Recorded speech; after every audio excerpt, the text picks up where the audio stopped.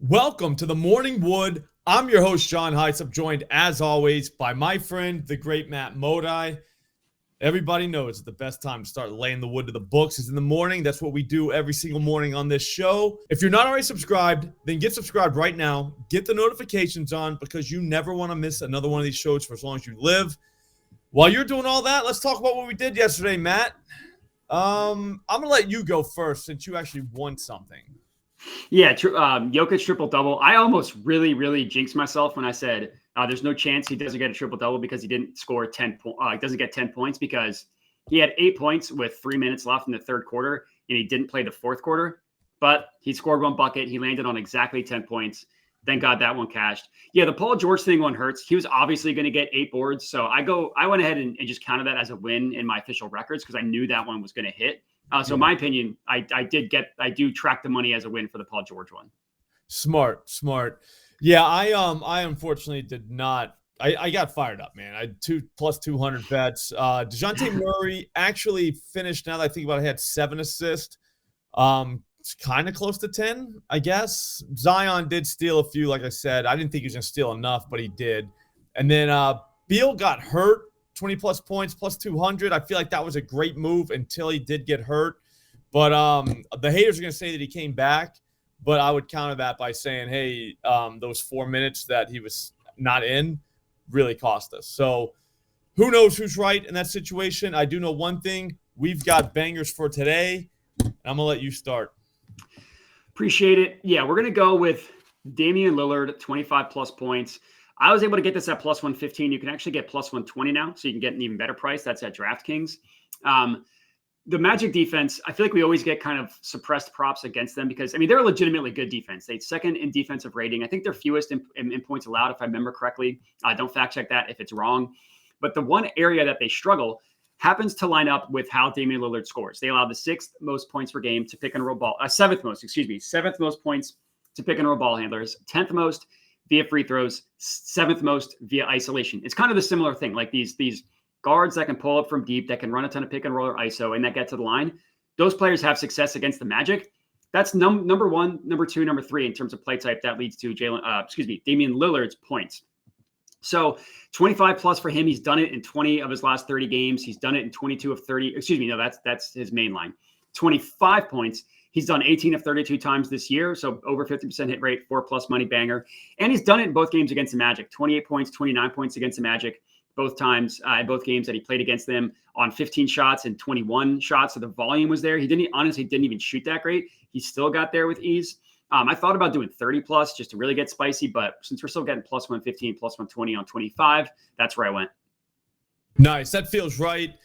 I'm going to go with something that feels even righter. And that's Nick Smith Jr., 2+ threes, plus 160 at ESPN. The first thing you just thought was, who the hell is that guy? I did think that. Which is perfect. We need more who the hell is that guys in the NBA, and Nick Smith Jr. is a great start. When somebody asks you who you bet on tonight and you say Nick Smith Jr., they're immediately going to think you know ball, or they're going to think that you made up a name or like just said your accountant or something. But either way, you've got them thinking, okay? This one's simple. He's finally getting run off the bench, and he's taking advantage of it. Over his last 3 games, the guy has played at least 17 minutes. That doesn't sound like a lot, but this guy works quick.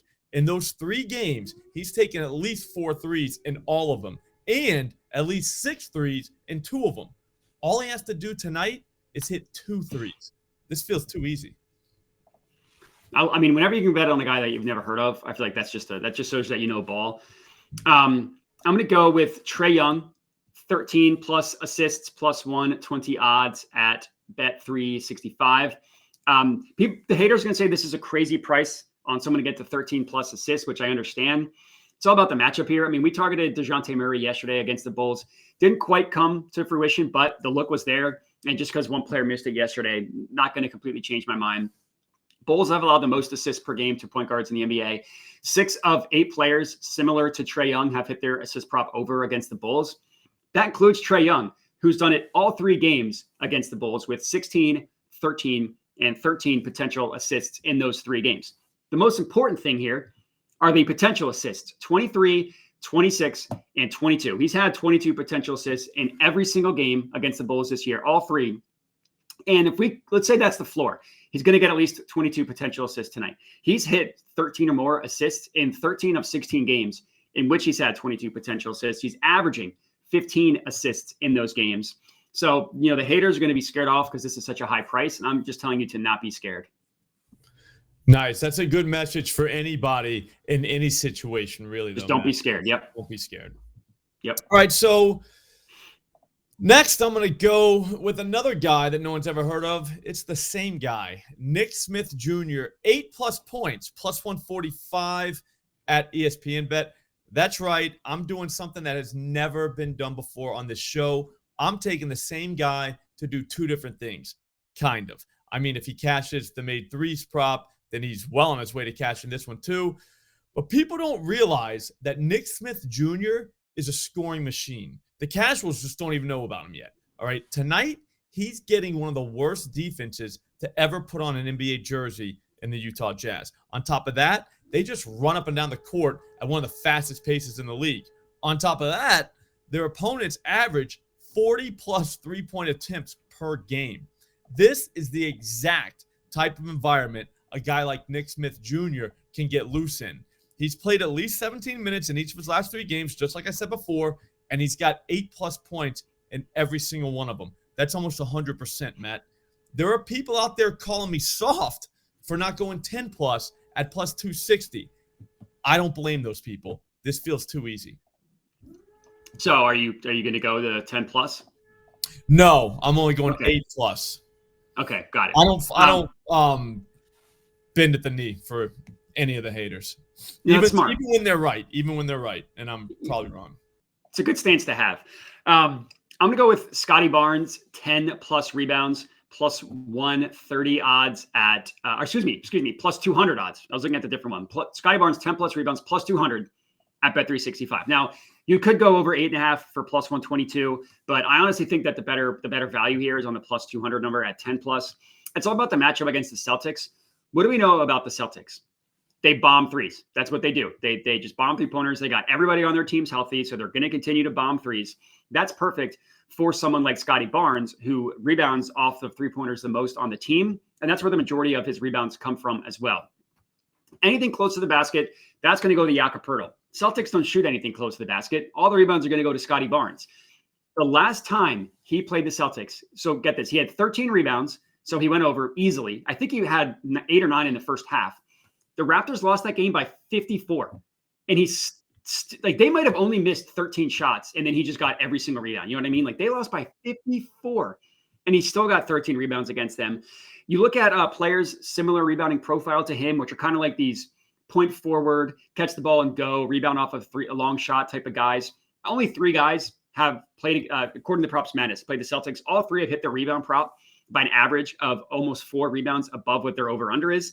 Now, one of those was Scotty Barnes. So he had 13 rebounds. His over-under was 7.5. Russell Westbrook did it, 9 rebounds, over-under on 5.5.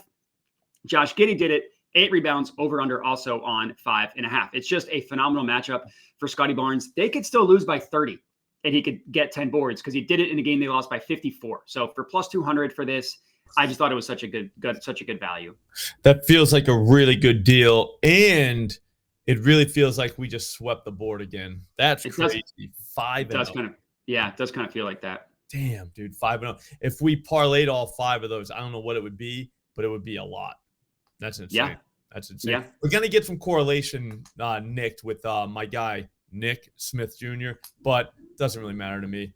So it's all gravy. Still could be a millionaire. Yeah. Yep. You just got to bet enough.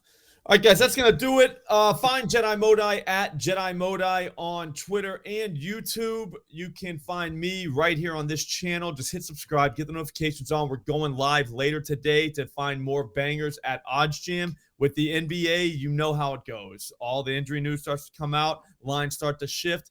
The OddsJam EV tool is perfect for that. 4 p.m. today, we're going to go live and use that tool. I'll show you exactly how to do it. Thanks for watching. We'll see you then.